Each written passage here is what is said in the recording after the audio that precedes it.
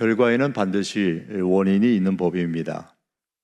한 나라가 분단되는 데에도 원인이 있습니다. 우리가 사는 한반도가 남북으로 분단된 데에는 어떤 원인이 있었을까요? 저는 정치적 원인, 사회적인 원인을 잘 알지도 못하고 여기가 그런 말을 할 자리도 아니라고 생각합니다. 다만 신앙적인 관점에서 볼 때에 대한민국이 남북으로 분단된 원인을 분석하면서 신사참배라는 우상숭배가 있었기 때문이라고 생각하는 학자들 그리고 목회자들이 많이 있습니다. 저도 그 생각에 동의를 합니다.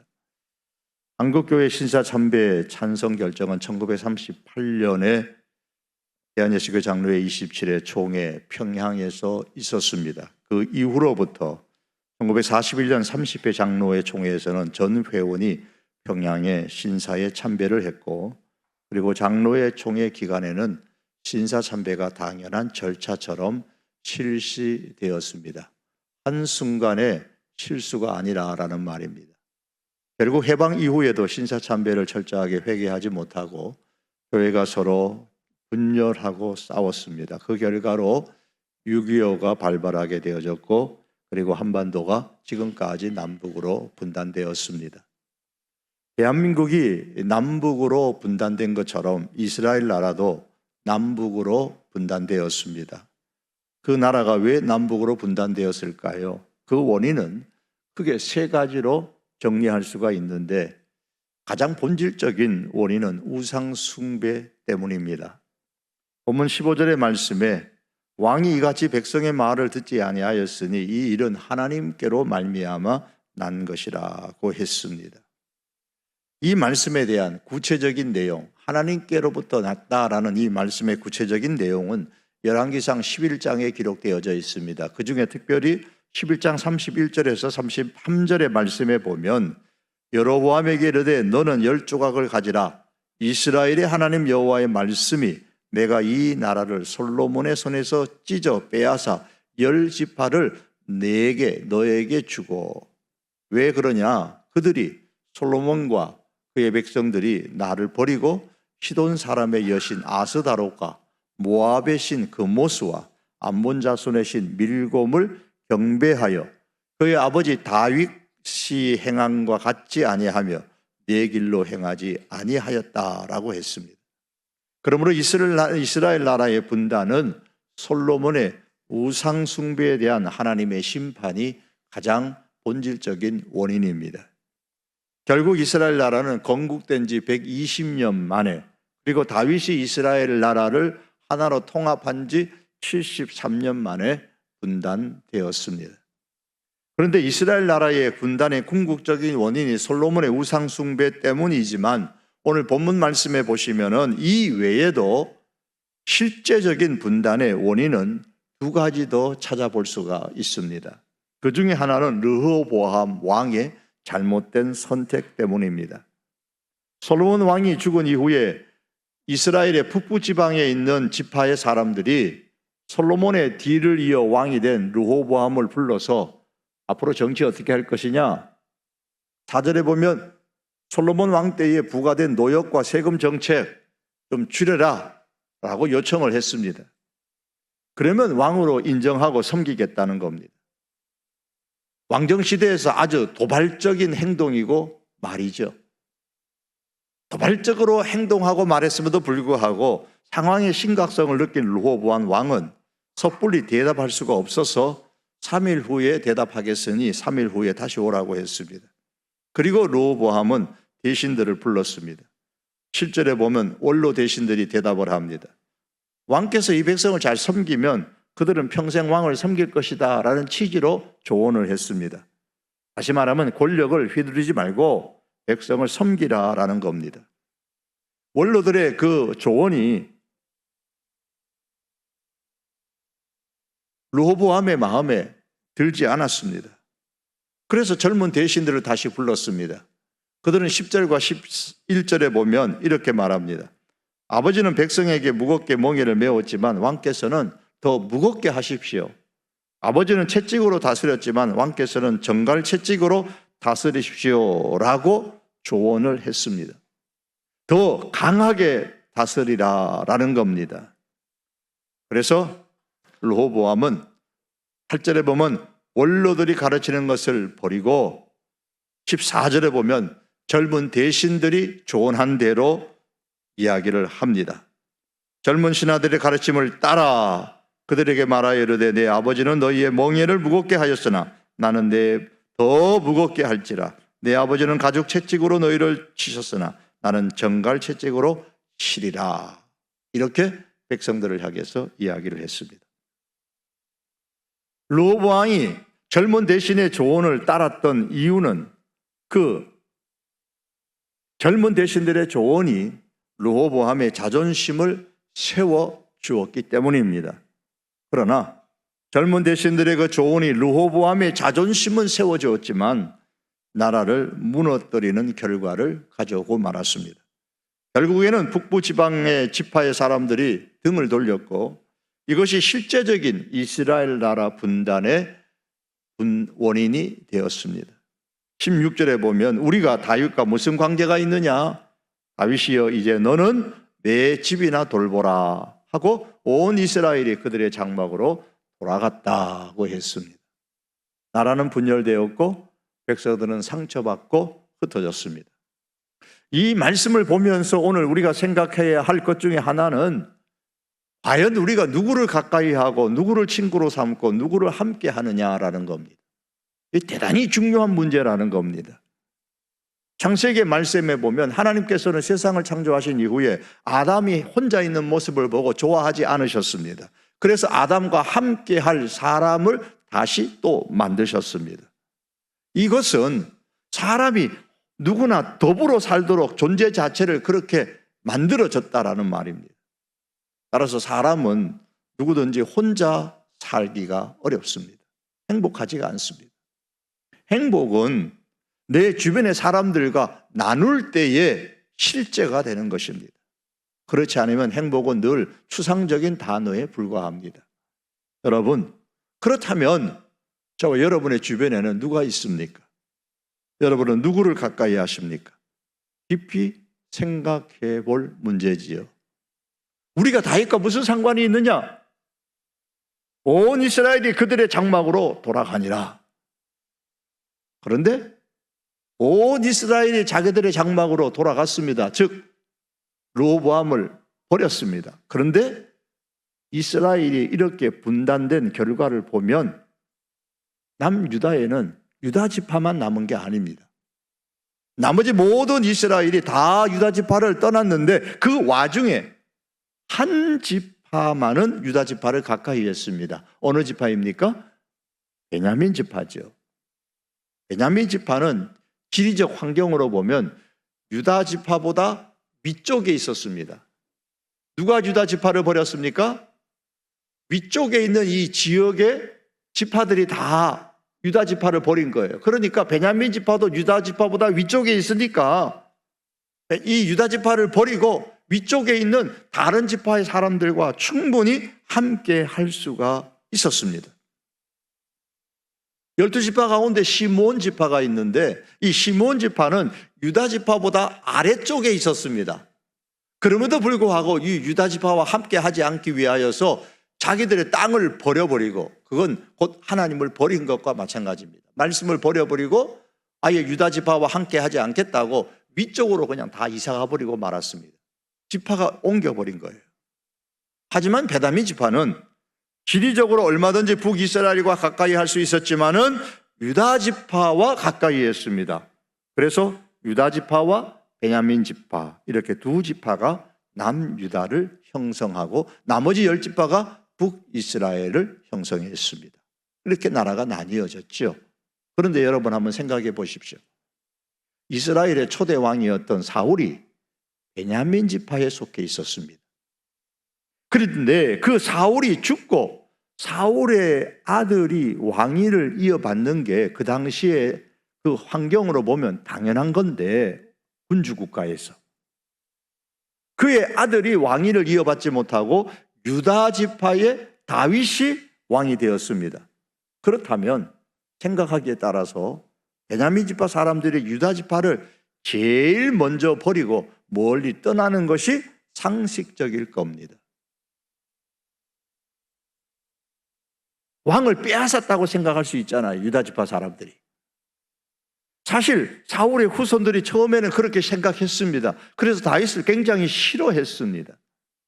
그런데 이 베냐민 지파는 예루살렘 성전에 있는 유다 지파를 마침내 선택을 했습니다. 왜 그럴까요? 성전이 예루살렘에 있었기 때문입니다. 다시 말하면 믿음으로 선택을 한 겁니다. 그 결과 베냐민 지파는 다윗의 집에 주신 그 하나님의 복을 유다 지파와 함께 받는 역사적 결과를 낳았습니다. 그러므로 여러분, 우리는 사람을 가까이 하고 사람을 사귀고 사람을 만날 때에 어느 사람이 누가 하나님의 복을 받을 사람인지, 누가 하나님의 복을 받은 사람인지를 살펴보고 그런 사람을 가까이 하고 친구로 삼고 사귀어야 합니다. 그러면 복받은 사람의 삶을 나도 본받게 되고 결국에는 나도 하나님의 복을 받는 사람의 부류 속에 속하게 되는 것입니다. 그런데 왜 이 르호보암은 젊은 대신들의 조언을 듣고 잘못된 선택을 한 것일까요? 왜 이 르호보암이 중대한 결정을 내려야 하는 그 상황에서 다윗 가문 솔로몬의 아들로서 하나님을 먼저 찾지 않고 사람을 먼저 찾았을까요? 그 중에서도 젊은 대신들의 조언을 따랐을까요? 그 이유는 권력에 대한 잘못된 이해 때문입니다. 권력을 자기 보존과 성공의 수단으로 생각했기 때문입니다. 권력을 자기 보존과 성공의 수단으로 생각하는 사람은 자기의 권력을 지켜줄 사람을 중요하게 여깁니다. 르호보암이 그랬습니다. 권력의 근원이 누구로부터 오는지를 그가 몰랐습니다. 그래서 그는 자기의 권력을 지지하고 자기의 생각을 지지하는 사람을 얻고 싶었습니다. 르호보암이 중요하게 생각한 것은 왕의 자리의 보존, 자기 왕의 자리의 보존과 왕으로서 성공하는 겁니다. 그는 어쩌면 아버지, 그 위대한 아버지 솔로몬보다, 그 당시 세계적으로 가장 위대했던 그 솔로몬보다 위대한 왕이 되고 싶었을 겁니다. 그래서 그는 자기의 권력을 유지하기 위한 지지자들을 얻고 싶었을 것입니다. 하지만 그것이 곧 오히려 권력을 잃게 만들었습니다. 르호보암은 힘이라는 것, 권력이라는 것이 왕의 자리에서 나오는 것이 아니라, 사람들의 지지로부터 나오는 것이 아니라 권력의 권원이 되시는 하나님으로부터 나온다는 것임을 깨닫지를 못했습니다. 그는 권력이 지배하기 위한, 통제하기 위한 수단이 아니라 섬김의 방법이라는 사실을 깨닫지를 못했습니다. 우리 예수님은 마태복음 28장에 보면 하늘과 땅의 모든 권세를 가지신 분이십니다. 하지만 그 엄청난 권력을 십자가의 섬김으로 드러내셨습니다. 왜요? 그것이 하나님의 뜻임을 아셨기 때문이에요. 하나님께서 하늘의 땅의 권세를, 권력을 내게 주신 이유가 뭐냐? 그 이유는 십자가를 지도록 하기 위한 것이다. 이러한 하나님의 뜻을 예수님께로는 바로 아셨기 때문입니다.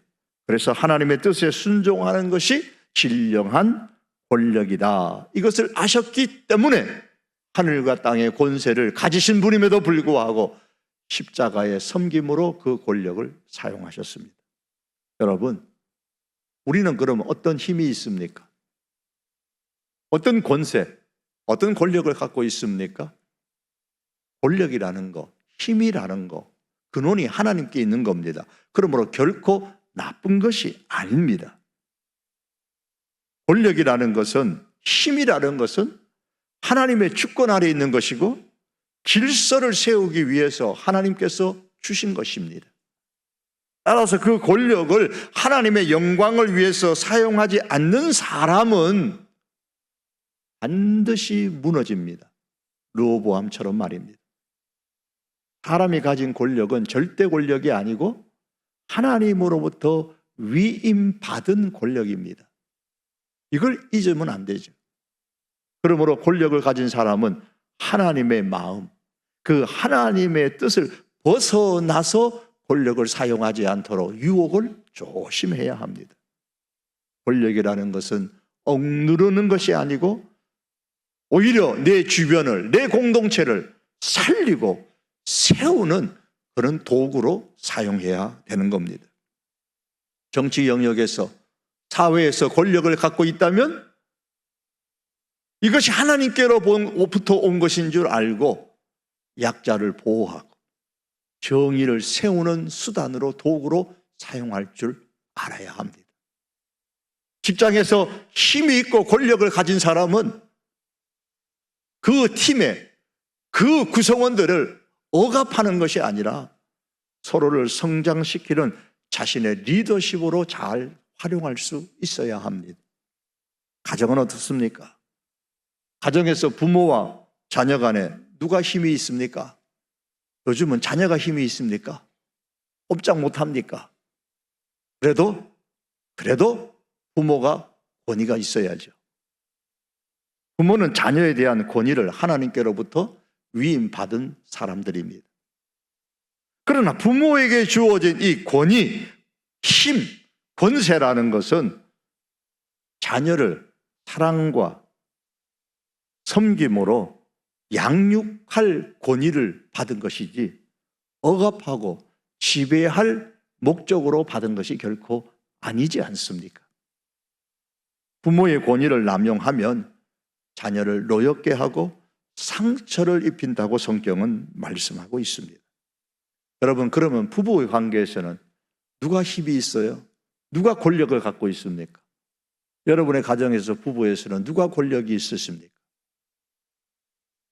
여러분이 사회적인 분위기 속에서 뭐라고 어떤 영향을 받았던 성경은 남편에게 가정의 머리 역할을 하도록 힘을 주셨다라고 말씀합니다. 왜 남편에게 머리 역할을 하는 힘을 주셨느냐? 그것은 억압이 아니고 그리스도께서 교회를 사랑하신 것처럼 주어진 그 힘을 가지고 희생적 사랑으로 섬기라라고 에베소서는 5장에서 우리에게 말씀하고 있습니다. 가정에서의 권력은 가정을 무너뜨리고 부부의 관계를 깨트리는 그런 도구로 사용하지 말고 사랑과 섬김과 희생으로 오히려 가정을 세우고 부부의 관계를 지키는 도구로 사용할 줄 알아야 합니다. 권력은 지배하기 위한 것이 아니라 섬기기 위해 하나님께서 주신 겁니다. 예수님은 이러한 권력을 십자가로 사용하셨습니다. 하늘과 땅의 권세를 가진 예수님이시지만 십자가의 섬김으로 통하여서 세상을 바꾸셨고 저와 여러분들을 구원하셨습니다. 그러므로 성도 여러분, 하나님께서 우리에게 주어진 힘이 있다면, 권력이 있다면, 권세가 있다면 그것을 내 손으로 움켜잡아 사람을 지배하는 수단으로, 도구로 삼지 아니하고 사랑과 섬김과 희생으로 나누어 줄 아는 하나님의 사람들이 될 수 있기를 원합니다. 이렇게 사용하지 못하면 반드시 무너집니다. 다른 또 한 가지 이스라엘 나라의 분단 원인을 제공한 사람들이 있습니다. 그들은 북부 지방에 있는 지파에 속한 사람들입니다. 말씀드린 것처럼 솔로몬 아들 르호보암이 왕이 됐다라는 소식을 듣고 세겜으로 왕을 불렀습니다. 이 자체가 사실은 이상한 거죠. 백성이 왕을 와라 불렀습니다. 요즘은 가능할지 모르지만 이 군주 국가에서는 있을 수 없는 일이죠. 그런데도 불렀어요. 그런데 왔어요. 그리고 그에게 자신들이 오라는 것을 요청했습니다. 우리가 과거에 너무 무거운 고역을 했다. 세금도 너무 많았다. 이걸 줄여달라. 가볍게 해달라. 그런 요구였습니다. 솔로몬 왕은 초기에는 참 성전도 짓고 신앙적으로 살았습니다. 정치를 했습니다. 하지만 이 솔로몬 왕의 정치 말년은 초창기와 같지 않았습니다. 솔로몬이 아내로 맞이했던 이방의 여인들로 인해서 솔로몬이 하나님을 버리고 우상의 신전을 세우고 그 신전 앞에서 절했습니다. 시돈의 우상인 아스다롯을 섬기고 암몬의 우상인 밀곤과 몰록을 섬기고 또한 모압의 우상인 그모스를 섬기고 그 땅에 있는 여인을 데려올 때마다 그 여인들이 가져온 우상들의 신전을 세우고 그리고 그 우상들을 솔로몬이 섬겼습니다. 그리고 하나님을 떠났습니다. 이러한 솔로몬의 신앙적 타락으로 말미암아 이스라엘 백성들 역시도 그 영혼이 육체적보다도 더 심하게 피폐해져 있었던 것이 사실입니다. 그렇다면 이 북부 지방에 있는 지파의 사람들이 이왕 르호보암에게 요구를 할 것 같으면 뭘 요구해야 될까요? 물론 노역과 세금을 가볍게 해달라는 요구도 필요했을 겁니다. 하지만 그보다도 더 절실한 문제인 우상과 그 신전들을 제거해달라고 요구하는 것이 마땅할 것입니다. 적어도 하나님을 섬기는 신앙의 사람들이었다면 말입니다. 하지만 그들은 육적인 문제에 대해서는 강력하게 요구하면서도 영적인 문제에 대해서는 한마디도 요구하지 않았습니다. 우리의 육적인 문제를 해결해 줘야 우리가 당신을 왕으로 섬기겠습니다. 군주 국가에서 이보다 더 강력한 요구가 어디 있습니까? 돌발적인 요구입니다. 하지만 영적인 문제에 대해서는 한마디도 요구하지 않았습니다. 이것은 이스라엘 백성이 영적인 필요에 얼마나 무감각하였는지를 보여주는 겁니다. 그들의 영혼이 지금 죽어가고 있음에도 불구하고 그저 원하는 게 뭐냐? 관심 있는 것이 무엇이냐? 편안하게 살고 세금만 적게 내면 그것으로 만족한다는 거예요. 만일 그들이 영적인 필요를 심각하게 받아들였다면 그들은 예루살렘 성전을 그렇게 가볍게 버리지 않았을 것입니다. 하지만 르호보암 왕이 그들의 요구를 들어주지 않자, 육적인 필요의 요구를 들어주지 않자 그들은 성전도 등지고 버려버렸습니다. 조금도 망설임이 없이 그렇게 버렸습니다. 사랑하는 성도 여러분, 오늘날의 사람들이 가장 중요하게 생각하는 것이 무엇입니까? 돈과 관련된 경제적인 문제, 먹는 문제, 즐기는 문제, 건강과 관련된 다양한 문제, 육체적인 문제입니다. 관심을 갖는 것이 당연할 겁니다. 이와 같은 세상의 것들을 얻기 위해 집중적으로 수고하고 땀을 흘립니다. 그렇게 하셔야 합니다. 그렇다면 이렇게 세상의 것을 얻기 위해 수고하고 땀 흘리는 만큼이나 영적인 것에 관심을 가지고 그것을 얻기 위해서 노력하는 모습이 성도의 모습 속에 있어야 하지 않겠습니까? 지난 우리 한 달 동안 기도 불금을 했잖아요. 기도 불금 한다. 그리고 다음 주 기도 불금에는 우리 교회에서 주식과 암호화폐에 관한 유명한 전문가를 내가 초대해가지고 강의를 듣도록 하겠습니다. 그러면 얼마나 모일까요? 기도 불금보다 전보다 많이 모이지 않을까요? 대학 입시 설명회에 아주 유명한 전문가를 초청해 와서 특강을 하도록 하겠습니다. 오십시오. 그러면 아마 고등학생이 아니라 유치부 애를 갖고 있는 부모님도 쫓아올는지 모르겠습니다. 여러분, 중요한 것은 과연 우리가 어디에 관심을 두고 살고 있느냐라는 겁니다. 이렇게 하는 것도 좋고 대학 입시에 관심을 갖는 것도 좋고 이런저런 세상의 것들에 관심을 가질 수도 있지만 주된 관심을 어디에 두고 살아가느냐는 겁니다. 세상적인 것들을 잃어버렸을 때에 그것을 회복하기 위해서 애쓰는 것만큼이나 그 이상으로 우리는 영적인 것들을 회복하기 위해서 더 많은 관심과 더 많은 힘과 열심을 쏟아야 합니다. 왜 그렇게 해야 됩니까? 영적인 것들은 세상의 그 어떤 것보다도 가치 있고 영원하기 때문입니다. 성경은 이렇게 말합니다. 식물은 우리를 하나님 앞에 세우지 못하느니라. 음식은 우리를 하나님 앞에 세우지 못한다고 했습니다. 여러분 어떻습니까? 세상의 것이 아무리 귀해도 하나님 앞에서 우리는 그것을 내세울 수가 없습니다. 영적인 필요에 무감각했던 이 북부지방의 지파 사람들이 이스라엘 나라 분단의 원인 제공자들입니다. 성경은 이러한 북부지방 사람들의 행동에 대해서 이렇게 말합니다. 19절의 말씀 보면 이에 이스라엘이 다윗의 집을 배반하여 오늘날까지 이르니라. 여러분 여기서 이스라엘이 누구의 집을 배반했느냐가 중요한 겁니다. 지금 이스라엘 북부지방의 이스라엘 백성들이 누구를 배반한 거예요? 르호보암 왕을 배반했잖아요. 그런데 성경은 다윗의 집을 배반했다라고 굳이 이렇게 표현을 하고 있습니다. 이 배반이라는 히브리의 단어의 의미 속에는 범죄, 죄악이라는 의미가 담겨져 있습니다. 즉 하나님께서는 이 북부지방에 있는 지파의 사람들의 행동을 단순히 르호보암을 배반한 것이 아니라 다윗의 집을 배반한 죄악을 저질렀다라고 평가를 하고 있는 겁니다. 그래도 북부지방 사람들은 그 무거운 노역과 세금 때문에 어쩔 수 없이 그렇게 행동한 게 아닙니까? 그렇게 말하는 분들도 있을런지 모르겠습니다. 아니 그것은 이렇게 일이 벌어진 것은 이미 하나님에 의해서 예정된 일이 아닙니까? 그렇게 말할 수 있을는지도 모릅니다. 그럼에도 불구하고 다윗의 집에 대한 배반이라고 말씀하고 있다는 사실을 우리가 잊지 말아야 합니다. 이것을 오늘날로 말하면 하나님의 언약에 대한 배반이요, 예수 그리스도에 대한 배반이라고 할 수 있습니다. 누구처럼요? 가룟 유다처럼 말입니다. 예수님에 대한 가룟 유다의 배반으로 말미암아 예수님이 십자가를 졌잖아요. 붙잡혀서. 그렇죠?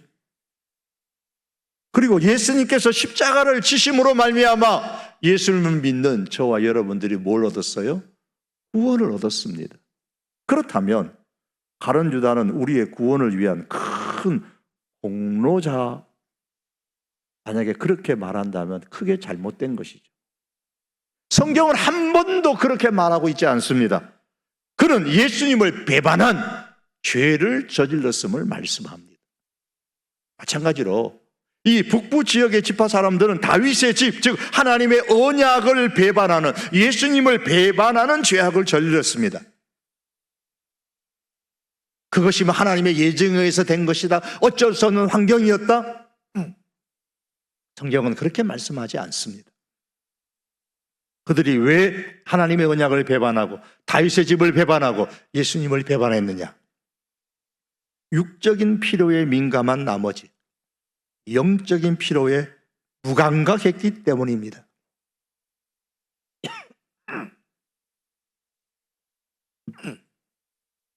가룟 유다와 똑같지 않나요? 성경을 말씀합니다. 세상을 이기는 승리는 이것이니 우리의 믿음입니다. 세상을 이기는 승리는 우리의 믿음입니다. 죄악을 멀리하고 이기는 승리는 우리의 믿음입니다. 바로 이 믿음이 이 북부지방의 지파의 사람들에게 없었던 겁니다. 그래서 단지 육적인 필요만을 요구했고 영적으로 민감하지 못했던 것이죠. 그러므로 성도 여러분, 우리는 어떤 환경과 어떠한 상황 가운데서도 핑계대지 말고 예수님에 대한 믿음의 행동을 포기하지 아니하고 육적인 필요보다 영적인 필요에 더 민감한 하나님의 백성이 될 수 있기를 바랍니다. 말씀을 맺기를 원합니다. 이스라엘 나라의 분단이 오늘 우리에게 주는 영적인 교훈이 있습니다. 누구를 가까이 할 것인가? 누구를 친구로 삼고 누구와 함께 하느냐? 저와 여러분의 인생 가운데 대단히 중요합니다. 그러므로 내가 가까이 하는 사람, 내가 만나는 사람, 내가 사귀는 사람이 하나님 앞에 복받는 사람이 되기를 바랍니다.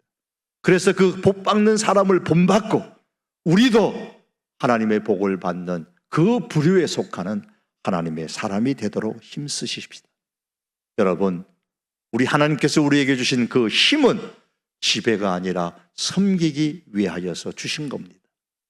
르호보암이 아니라 예수님을 기억하고 르호보암이 아니라 예수님의 방식으로 우리에게 주어진 힘을 사용해서 우리가 속한 곳, 그곳이 가정일진데 가정을 살리고 교회일진데 교회를 세우고 직장이고 일터일진데 직장과 일터를 살리고 세우는 하나님의 사람들이 될 수 있기를 바랍니다.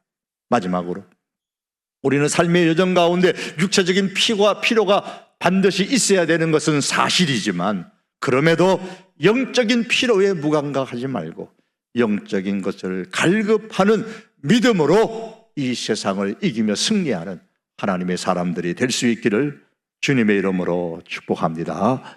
기도드립니다.